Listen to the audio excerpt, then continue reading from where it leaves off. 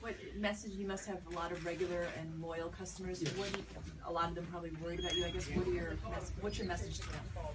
We're real, and hopefully soon. But I don't think it will be too soon. I bet you're happy to be seeing him standing. Oh, you haven't seen him? She's up, which is. Oh my God, he's okay. I asked him if he called you this morning. He says he called, but I called her. Yep. The pan saved you. Yeah. He's a walking miracle. I know. That's why. Just. Yeah, she saw me on the news and she said, "I can't believe what happened to your hair." I know. Oh, it's so really. That's the only thing. The back of it.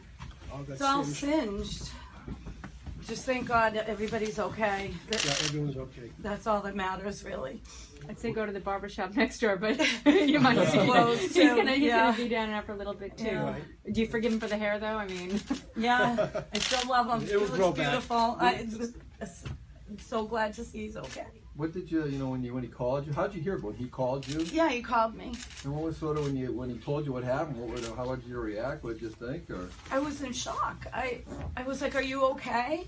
And I just was thankful that he was okay. It was 3 a.m. when I heard, so we usually get up early anyway. But I usually sleep till 3:30, so I was asleep. do you usually come in as well with him at that time? No, I don't come in as early as he Oh, yeah, does. right. No, you get to sleep in. You're the lucky one. sleep until 3:30 a.m. What's your name? Mary Beth. Mary Beth. Same last name. Yep.